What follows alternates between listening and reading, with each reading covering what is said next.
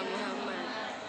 Baik, insya Allah pada kesempatan kali ini saya akan membawakan sebuah ceramah yang berjudul Jujur merupakan pintu dari kebaikan. Hadirin yang dimuliakan oleh Allah Subhanahu wa Ta'ala, jujur merupakan salah satu akhlak yang terpuji yang mampu menaikkan derajat manusia baik di mata Allah maupun di mata sesama manusia. Kejujuran senantiasa membawa umat manusia kepada kebaikan. Sebagaimana sabda Rasulullah SAW yang berbunyi Bismillahirrahmanirrahim, Inna sadaqati yahdi ilal birri, yang artinya kejujuran akan membawa kepada kebaikan. Hadis riwayat Muslim dan Bukhari. Hadirin yang dimuliakan oleh Allah Subhanahu wa Ta'ala, a Muslim should be honesty in everything, although this is the question. Seorang Muslim hendaknya selalu berlaku jujur, walaupun dia sedang mengalami kehancuran, ancaman, dan tekanan. Karena apa? Karena pada hakikatnya hanya orang yang jujurlah yang mampu meraih derajat yang tinggi, kebahagiaan lahir dan batin, dan kesuksesan yang luar biasa, baik di mata Allah maupun di mata sesama manusia.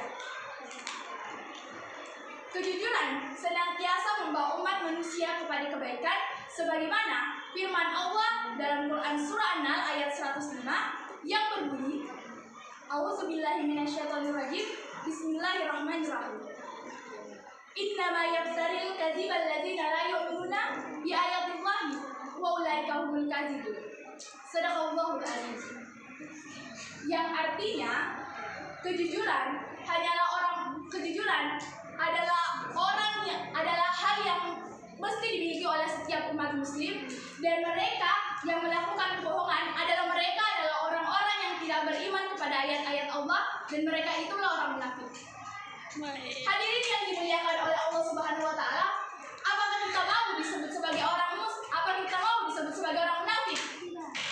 Apakah kita mau disebut sebagai orang pembohong? Tidak. Apakah kita mau disebut sebagai orang pendusta? Tidak. Tentu saja tidak. Oleh karena itu, sebagai kesimpulannya, marilah kita menjauhi perbuatan bohong. Karena perbuatan bohong adalah salah satu ciri orang munafik, dan orang munafik tidak ada tempatnya selain di neraka. Oke, baiklah, itulah tadi ceramah yang sempat saya sampaikan. I think that's all. Thank you so much for your nice attention. In spirit. Wassalamualaikum warahmatullahi wabarakatuh. Waalaikumsalam. Bismillahirrahmanirrahim. Assalamualaikum warahmatullahi wabarakatuh. Waalaikumsalam warahmatullahi wabarakatuh. Alhamdulillahis sami' al-bashir bi a'mali bani Adam. Wassalatu wassalamu ala khairil anam. Amma ba'd. First, let's express our best regard to our God Allah Subhanahu wa Ta'ala, the Lord of the world, the Master of Judgment Day, and the Creator of this universe, who has been giving us beautiful life, long life. So, we can gather in this place to do our obligation as worshippers in His word.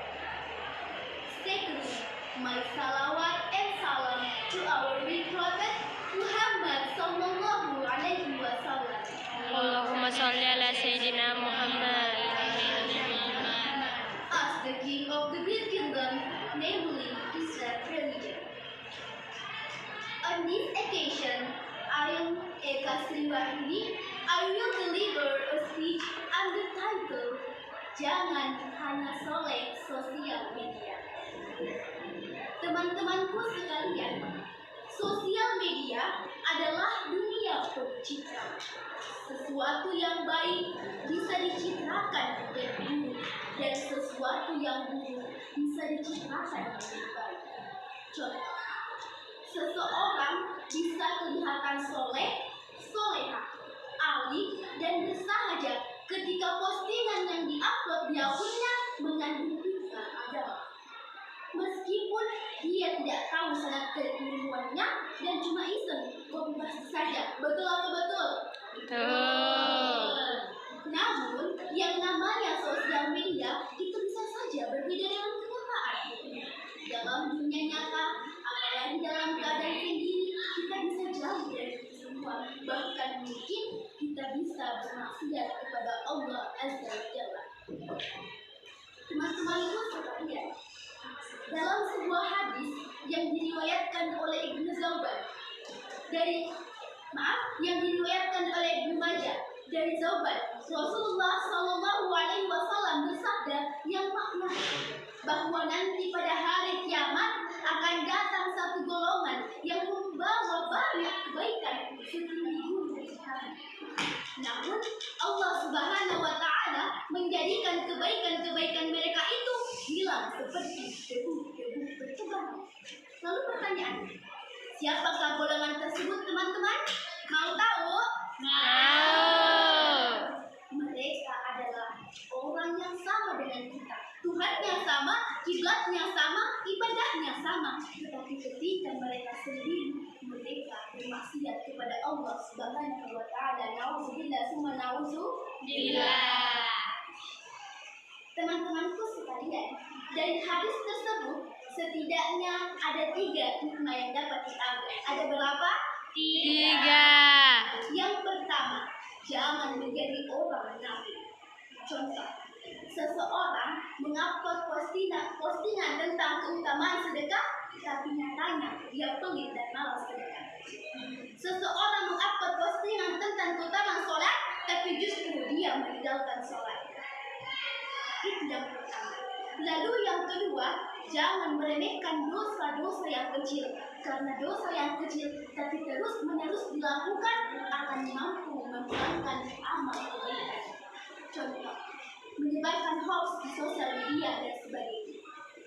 Lalu yang ketiga, sadarilah bahwa Allah Subhanahu wa Ta'ala Maha melihat apa yang kita kerjakan. Kita tidak mungkin bisa lari dari Allah karena Allah berfirman dalam Quran surah An-Nisa ayat 108. A'udzu billahi minasy syaithanir rajim.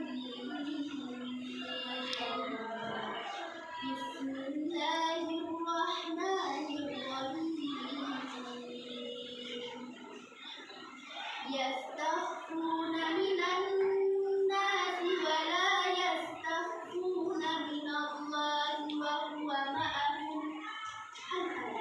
Mereka bisa saja bersembunyi dari manusia, kata Allah, tetapi mereka tidak bisa bersembunyi dari Allah karena Allah bersembunyi. Hadirin wal hadirat rahimahullah. Ibnu Al-Haytham, dalam seorang ulama dari Mesir, dalam kitabnya Az-Zawadil Al-Firafil Kabair mengatakan adalah sebuah dosa besar ketika dilakukan oleh seseorang yang menampakkan kesolehannya, tapi nyatanya dia menerjang larangan Allah ketika sendiri. Oleh karena itu, saya mengajak kepada kita semua, jangan hanya soleh di sosial media, tapi mari juga kita soleh dalam dunia nyata. Terlebih lagi ketika kita dalam keadaan sendiri. Mudah-mudahan kita senantiasa beholder to God wherever and whenever. Bertakwa kepada Allah dimanapun dan kapanpun. Amin ya Rabbal Alamin. Teman-temanku sekalian, silakan pakai komen. Jangan lupa berkacamata. Jangan hanya soleh di sosmed, tapi juga di dunia nyata. Akhirul kalam, nasrun minallah, wa fathun qarib, wa basyiril mu'minin. Wassalamualaikum warahmatullahi wabarakatuh.